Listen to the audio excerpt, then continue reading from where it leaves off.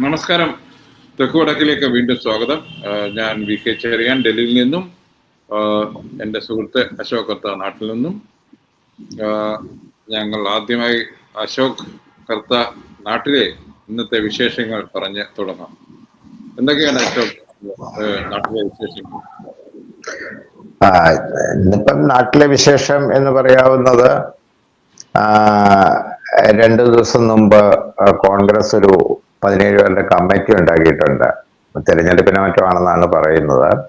അതില് 16 പേരും പുരുഷന്മാരാണ്. ആകപ്പാടെ ഷാനിമോൾ ഉസ്മാൻ എന്ന് പറഞ്ഞൊരു സ്ത്രീയെ മാത്രമേ അവർ ഉൾപ്പെടുത്തിയിട്ടുള്ളൂ. ഒരു വിശേഷം അതാണ്.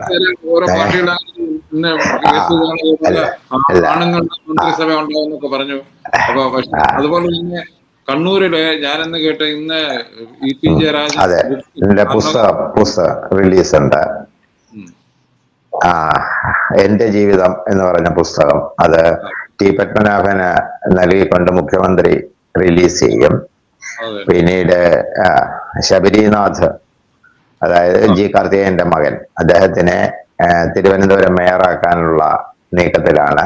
തിരുവനന്തപുരത്തിന്റെ ചാർജുള്ള കെ മുരളീധരൻ ശബരിനാഥിനെ എന്റെ പേര് പ്രഖ്യാപിച്ചിട്ടുണ്ട് തിരുവനന്തപുരം മേയറായിട്ട്. ഇതൊക്കെയാണ് ഒരു പൊതു വിഷയങ്ങൾ എന്ന് പറയാവുന്ന. പിന്നെ പതുക്കെ മഞ്ഞ് വരാൻ തുടങ്ങിയിട്ടുണ്ട്. അതിന് ഇനിയിപ്പോ അടിപിടി, അതെ, ഇല്ല, അത് CPI ഏതാണ്ട് കീഴടങ്ങിയ മട്ടിലാണ്. കാരണം അങ്ങനല്ല, അവര് ഇപ്പം AISFന്റെ അടുത്ത് AYFന്റെ അടുത്തൊക്കെ പറഞ്ഞേക്കുന്ന പ്രകോപനപരമായിട്ട് പ്രസ്താവന ഗവൺമെന്റിനെതിരെയോ മുഖ്യമന്ത്രിക്കെതിരെയോ ഒന്നും പറയരുതെന്നൊക്കെയാണ് അവരുടെ വാർത്താക്കുറിപ്പുകളിൽ നിന്ന് നമുക്ക് മനസ്സിലാകുന്നത്. പിന്നെ കഴിഞ്ഞ ദിവസം നവംബർ 1-ാം തീയതി കേരളം അതിദരിദ്ര മുക്ത സംസ്ഥാനമായിട്ട് പ്രഖ്യാപിച്ചിട്ടുണ്ട്. അതിദരിദ്ര സംസ്ഥാനം എന്ന് പറയുന്നത്, ഈ അതിദരിദ്രം എന്ന് പറഞ്ഞ വാക്ക് അതല്ല ശരിക്കുള്ള വേണ്ടത്. അതായത് കൊടും ദാരിദ്ര്യം എന്നുള്ളതാണ് അവർ ഉദ്ദേശിക്കുന്നത്. പക്ഷെ അതിദരിദ്രം എന്ന് പറയുന്ന മലയാള വാക്കിന് ആ അർത്ഥമല്ല. സെക്രട്ടേറിയറ്റിലെ ഏതോ ക്ലാർക്ക് ഉണ്ടാക്കിയ ഒരു വാക്കായിട്ട് നമുക്ക് അതിനെ ഇപ്പം എടുക്കാൻ പറ്റത്തുള്ളൂ. എന്തായാലും ജനം എടുക്കുന്നത് കൊടുംപട്ടിണി കേരളത്തിൽ നിന്നും നിർമ്മാർജ്ജനം ചെയ്തിരിക്കുന്നു എന്നുള്ള ഒരു വിഷയമാണ്. അതിന് ഗവൺമെന്റും പിന്നെ വിദഗ്ധരും തമ്മിൽ, അല്ലെങ്കിൽ തദ്ദേശ സ്വയംഭരണ വകുപ്പ് മന്ത്രി MP രാജേഷും വിദഗ്ധരും തമ്മിലുള്ള കുതർക്കങ്ങൾ ഇവിടെ നടന്നുകൊണ്ടിരിക്കുകയാണ്. ഇതിന്റെ മാനദണ്ഡങ്ങളെ പറ്റി നമുക്കത് ചർച്ച ചെയ്യാം. ഈ തീർച്ചയായിട്ടും ഈ സർക്കാർ പണ്ട് മുതലേ എല്ലാ ജനാധിപത്യത്തിലും ഉള്ള ഒരു ശീലമാണ്, സർക്കാർ എന്ത് ക്ലെയിം ചെയ്യുന്നോ അത് സത്യമല്ല എന്ന്. അമേരിക്കയിൽ പോലും റൊണാൾഡ് റീഗൻ പോലും തുറന്നു വച്ചിട്ടുണ്ട്. നിങ്ങൾ സർക്കാർ എന്ന് പറയുകയാണ്, ഞാൻ സർക്കാരിന് നിങ്ങളെ സഹായിക്കാൻ പോകുന്നു എന്നർത്ഥം. പല സിനിമകൾ പോലും കണ്ടിട്ടുണ്ട് ഹോളിവുഡിലെ. അതായത് നിങ്ങളുടെ ജീവിതം തീർന്നു എന്നുള്ളതാണ്. അതായത് സർക്കാരിന്റെ ഇടപെടലിനെ പറ്റി ആർക്കും അത്ര വിശ്വസനീയത ലോകത്ത് ഒരു ജനാധിപത്യത്തിലും ഇല്ല. ബാക്കി ജനാധിപത്യം ഇല്ലാത്തടത്ത് പറയേണ്ട കാര്യമില്ല. അപ്പൊ ഞാൻ ചോദിക്കുന്നത്, സർക്കാരിൽ ഇരിക്കുന്നവർക്ക് ഇത്ര വിവരശൂന്യരാണോ എന്നുള്ളൊരു ചോദ്യം ഇതിനകത്ത് വരുന്നുണ്ട്. അതായത് നമ്മൾ ക്ലെയിം ചെയ്താൽ, നമ്മൾ ഫ്രണ്ട് പേജ് അഡ്വർടൈസ്മെന്റ് കൊടുത്താൽ അത് ജനം വിശ്വസിക്കും, ബാക്കിയുള്ളവർ വിശ്വസിക്കും എന്ന് കരുതുന്ന കുറെ എന്താണ് അവരെ പറ്റി പറയേണ്ടത്? മോശക്കോടന്മാരാണോ കേരളം ഭരിക്കുന്നത് എന്ന് ചോദിക്കേണ്ടി വരും. ഞാൻ ചോദിക്കാനുള്ള കാരണം എന്താ അറിയോ? ഇങ്ങനെയൊക്കെ ഉള്ളത്, ഇത് ഒരു മഹത്തായ കാര്യമാണ് ഈ ക്ലെയിം ചെയ്തേക്കുന്നത്. അതിന് ക്രെഡിബിലിറ്റി ഉണ്ടാക്കി എടുക്കേണ്ടത് അതേ ക്ലെയിം ചെയ്യുന്നവരുടെയാണ്. ഇത് ഇന്ത്യയില് അല്ലെങ്കിൽ വിദേശത്ത് ഒത്തിരി സ്ഥാപനങ്ങളുണ്ട് ഇതൊക്കെ റേറ്റ് ചെയ്യുന്നവർ. ഇതൊക്കെ അന്വേഷിച്ച് സ്വതന്ത്രമായിട്ട് അവർ അക്കാഡമിക്കായിട്ട് സയന്റിഫിക് സ്റ്റഡീസ് നടത്തിയിട്ട് പറയും ശരിയാണ്, സർക്കാർ പറയുന്നത് ശരിയാണ്, സർക്കാരിന്റെ ക്ലെയിം അല്ലത്, ഇത് ഗ്രൗണ്ടിൽ നടന്നതാണ് എന്ന് പറയുന്ന ഇന്ത്യയിലുണ്ട്. ഇന്ത്യയിലെ എമ്പാടും ഉണ്ട്, ഇടതുപക്ഷ സംഘടനകളുണ്ട്. വലതുപക്ഷ സംഘടനകളുണ്ട്. അവരെ ആർക്കെങ്കിലും ഒരു ചെറിയ ഫീസ് കൊടുത്താൽ, മേ ബി ഒരു 10 ലക്ഷം രൂപ കൊടുത്താൽ അവർ വന്ന് അസസ് ചെയ്യും സർക്കാരിന്റെ ക്ലെയിം ഇത് ശരിയാണോ ഇല്ലയോ, ഇതിനകത്ത് എന്തെങ്കിലും പ്രശ്നമുണ്ടോ ഇല്ലയോ എന്നുള്ളതൊക്കെ അസസ് ചെയ്യും. അതിനു പകരം സെക്രട്ടേറിയറ്റിൽ ഇരിക്കുന്ന കുറെ പേര് അല്ലെങ്കിൽ പൊളിറ്റിക്കൽ ലീഡർഷിപ്പിലുള്ള കുറെ പേര് വിചാരിക്കുകയാണ് ഞങ്ങളിത് പറഞ്ഞു കഴിഞ്ഞാൽ ലോകം വിശ്വസിക്കും. ആ കാലമൊക്കെ കഴിഞ്ഞു കത്ത. അത് എന്നാൽ വിദഗ്ധരുടെ കാര്യമല്ലത്, സർക്കാരിന്റെ ക്ലെയിം. അങ്ങനെയാണെങ്കിൽ നമ്മൾ മോഡിയുടെ അച്ഛദിൻ വന്നുകൊണ്ട് നമ്മൾ അനുഭവിച്ചുകൊണ്ടിരിക്കുകയല്ലേ. മോഡി സാർ പറഞ്ഞല്ലോ 2014 അച്ഛദിൻ ഞാൻ കൊണ്ടുവരും. അച്ഛദിൻ എവിടെ പോയെന്ന് എല്ലാവരും ഇപ്പോഴും ചോദിക്കാറുണ്ടല്ലോ. അപ്പൊ ഇത് എനിക്ക് തോന്നുന്നത് ഞാൻ ഇതിൽ കാണുന്നത് ആശയ ദാരിദ്ര്യമാണ്, അതിദാരിദ്ര്യമൊന്നുമില്ല, ആശയ ദാരിദ്ര്യമാണ്. ഒരു നല്ല കാര്യത്തെ എങ്ങനെ കുളമാക്കിയെടുക്കാം എന്നുള്ളതിന് നല്ല ഉദാഹരണമാണ് ഈ ക്ലെയിം. കേരളം മോഡൽ എന്ന് പറഞ്ഞ കേരളം നമ്പർ 1 അത് നമ്മൾ കുറെ കേട്ടിട്ടുണ്ട്. വീമ്പ് പറച്ചിൽ. ആരോഗ്യ രംഗത്തെ പറ്റി എല്ലാവർക്കും അറിയാം, എഡ്യൂക്കേഷൻ രംഗത്തെ പറ്റി ഇപ്പൊ എല്ലാവർക്കും അറിയാം. ആരും പറയുന്നതൊക്കെ കുറച്ചിട്ടുണ്ട്. നമ്മൾ വലിയ ഇതാണെന്നൊക്കെ പറയും. പിന്നെ എനിക്ക് പറയാനുള്ള, ഞാൻ സോഷ്യൽ മീഡിയയിലൊക്കെ എഴുതുന്ന ആണ്ടി വലിയ അടിക്കാരനാണെന്ന് ആണ്ടി തന്നെ പറഞ്ഞാൽ ആൾക്കാർ ചിരിക്കും. ഞാൻ ഇത് വളരെ സീരിയസ് ആയിട്ടുള്ള സംഗതി. ഞാൻ കളിയാക്കാൻ വേണ്ടി, ക്രിറ്റിസൈസ് ചെയ്യാൻ വേണ്ടിയുള്ള അതിദാരിദ്ര്യമോ ദാരിദ്ര്യമോ ഇന്ത്യയിൽ ഒരു സംസ്ഥാനത്ത് തീർന്നിട്ടുണ്ടെങ്കിൽ അത് ഏറ്റവും വലിയൊരു ഇന്റർനാഷണൽ ന്യൂസ് തന്നെയാണ്. ഇന്ത്യ പട്ടിണി രാജ്യമായിട്ട് അറിയപ്പെടുന്ന ഒരു രാജ്യത്ത് ഈ ഒരു സംസ്ഥാനത്തിന് അത് ക്ലെയിം ചെയ്യാൻ സാധിക്കുക എന്ന് പറയുന്നത് തന്നെ വലിയ ന്യൂസാണ്, ഇന്റർനാഷണൽ ന്യൂസാണ്.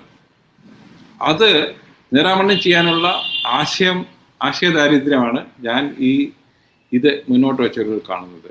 അല്ലാതെ എനിക്ക് ഈ ദരിദ്രം ഇല്ലാതാകുമെന്ന് പറഞ്ഞത് ലോകത്തിലെ വലിയ സംഭവമാണ്. കേരളത്തിലെ എല്ലാ ഡെമോക്രസിയും എല്ലാ വെൽഫെയർ സ്റ്റേറ്റും ശ്രമിച്ചുകൊണ്ടിരിക്കുന്നത് അതിദാരിദ്ര്യമുള്ള ഒരു ദാരിദ്ര്യവും ഇല്ലാതാക്കാൻ വേണ്ടിയാണ്.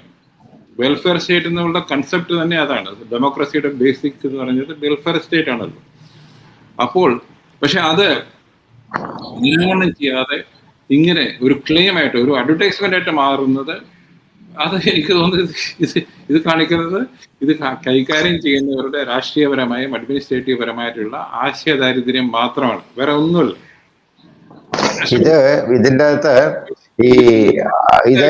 ഇപ്പം ചെറിയാച്ചൻ പറഞ്ഞ അതേ വിഷയം തന്നെ മറ്റേ എന്താണ് ഇതിനെ വെല്ലുവിളിക്കുന്നവരുടെ ഭാഗത്തും ഉണ്ടായിട്ടുണ്ട്. അവരും ഈ പറയുന്ന വളരെ സൂപ്പർഫിഷ്യൽ ആയിട്ടുള്ള ചില കാര്യങ്ങള് പറയുകയാണ്. അവിടെ ഒരാള് അങ്ങനെ കിടക്കുന്നു, അല്ലെങ്കിൽ ഇന്നാള് ദാരിദ്ര്യത്തിലാണ് എന്ന് പറയുന്നത്. അത് അവര് ഒരു സ്റ്റാൻഡേർഡ് ആയിട്ടുള്ള സ്റ്റഡി നടത്തിയിട്ടില്ല. ഇപ്പം ചെറിയാച്ചൻ പറഞ്ഞു കഴിഞ്ഞപ്പോഴാണ് ആരും ചെയ്തിട്ടില്ല. അതായത് എതിർക്കുന്നവരും അനുകൂലിക്കുന്നവരും ഈ വിഷയത്തില് ഒരു സയന്റിഫിക് സർവേ നടത്തിയതിനു ശേഷമല്ല പ്രഖ്യാപിച്ചതെന്നല്ലേ പറയുന്നത്. അതിൻ്റെ അകത്ത് പക്ഷേ ഈ ഗവൺമെന്റിനെ സംബന്ധിച്ചിടത്തോളം ഗവൺമെന്റിന്റെ അകത്ത് അതിൻ്റെ അകത്തൊരു കൗശല ബുദ്ധി അടങ്ങിയിരിപ്പുണ്ട്. അതാരും കാണുന്നില്ല എന്നാണ് എനിക്ക് തോന്നുന്നത്. 2021 അതായത് ഈ സർക്കാര്, രണ്ടാം പിണറായി സർക്കാർ ഭരണത്തിൽ വന്ന സമയം തൊട്ട് അവര് ഈ ഗ്രാസ് റൂട്ട് ലെവലില്, അതായത് അത് പാർട്ടിയുടെ മെഷീനറി തന്നെ ഉപയോഗിച്ചിട്ടാണ് അവര് കുറെ കാര്യങ്ങൾ അങ്ങനെ ചെയ്തുകൊണ്ട് വരുന്നുണ്ടായിരുന്നു. അതായത് ഈ ദാരിദ്ര്യ നിർമ്മാർജ്ജനം എന്നല്ല, അവർ ഒരുപാട് കാര്യങ്ങളില്ല. ഈവൻ സെൻട്രൽ ഗവൺമെന്റ് പ്രോജക്റ്റുകൾ വരുമ്പോൾ അവർക്ക് അനുകൂലമാകുന്ന വിധത്തിൽ അതിനെ മാറ്റിമറിക്കുകയും കുറെ കാര്യങ്ങൾ ചെയ്തുകൊണ്ടിരുന്നു.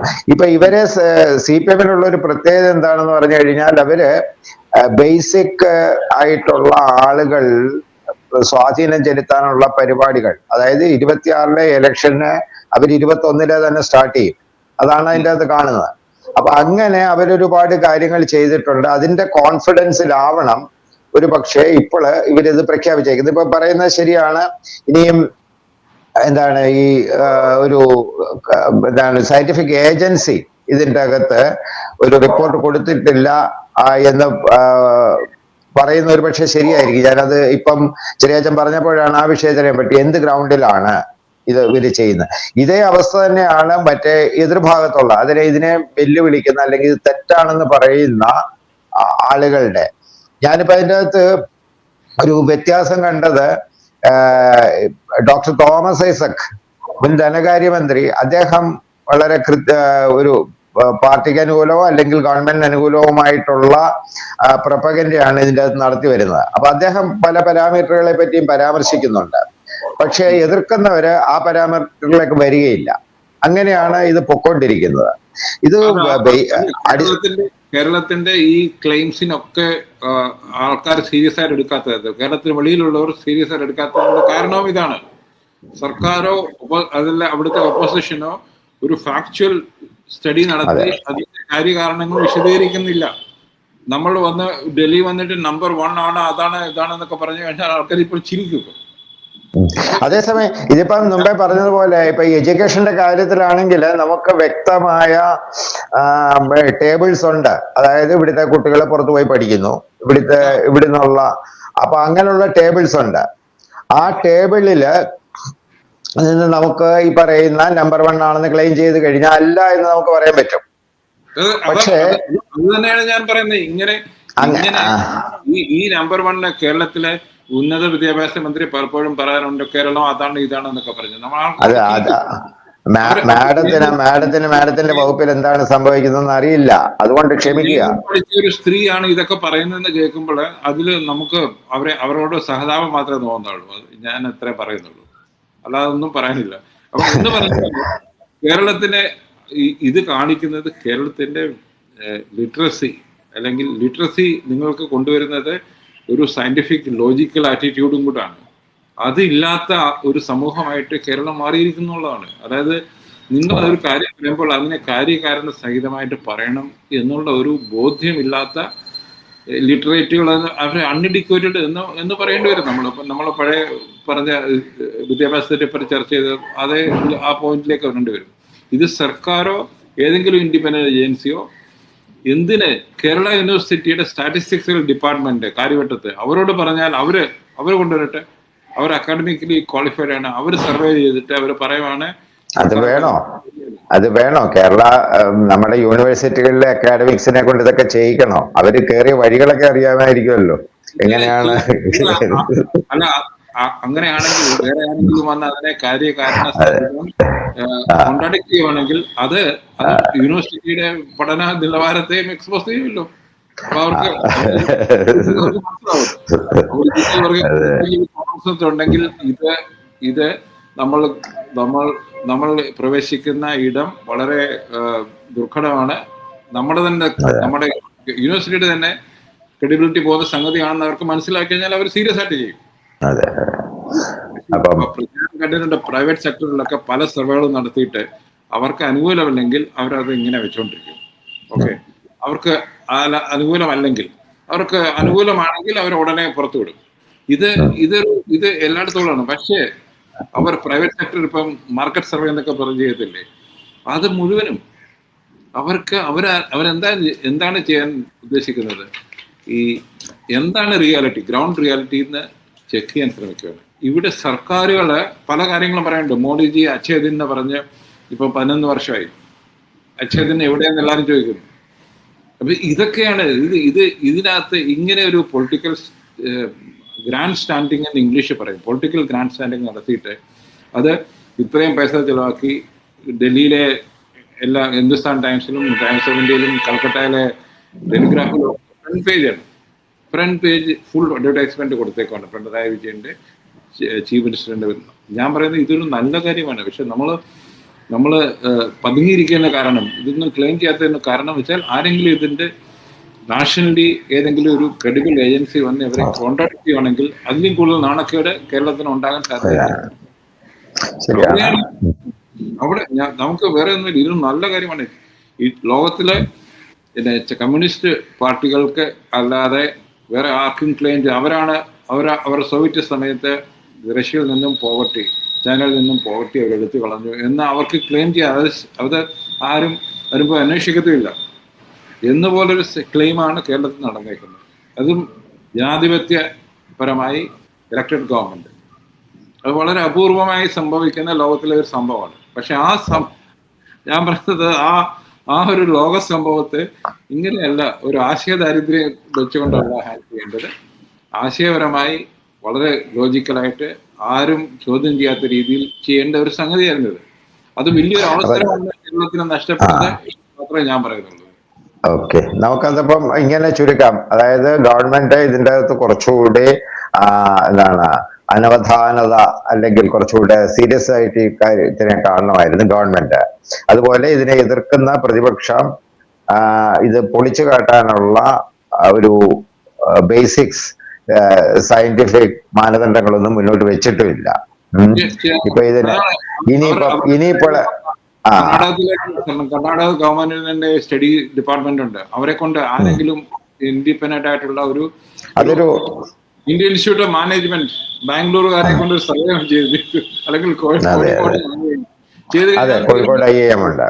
അതെ, അത് ചെയ്യാവുന്നതാണ്. ശരിയാണ്. ഇപ്പം ഈ പറഞ്ഞ കാര്യം ശരിയാണ്. ഇതിൻ്റെ അകത്തെ എന്താണ് സോഷ്യൽ മീഡിയയിൽ കണ്ട പല പരാമർശങ്ങളിലും ഇപ്പൊ ചെറിയാൻ പറഞ്ഞ വിഷയമാണ് അതിൻ്റെ അകത്ത് ഏറ്റവും പ്രസക്തമായിട്ടുള്ളത്. നമുക്ക് ഇന്നത്തെ ഈ എന്താണ് പ്രഭാത പരിപാടി ഇവിടെ അവസാനിപ്പിച്ചുകൊണ്ട് അടുത്ത ദിവസത്തെ വിഷയം നോക്കിയിരിക്കാം. അതല്ലേ നല്ലത്? അത് തന്നെ. നന്ദി, നമസ്കാരം. നമുക്ക് കേരളം ലിറ്ററസി കൊണ്ട് മാത്രമല്ല, എഡ്യൂക്കേഷൻ തന്നെ സയന്റിഫിക് ഔട്ട്ലുക്ക്, ലോജിക്, ഇതൊക്കെ ഉപയോഗിച്ച് മുന്നോട്ട് പോകും എന്ന് നമ്മൾ ആശിച്ചുകൊണ്ട് ഈ പരിപാടി നന്ദി, നമസ്കാരം.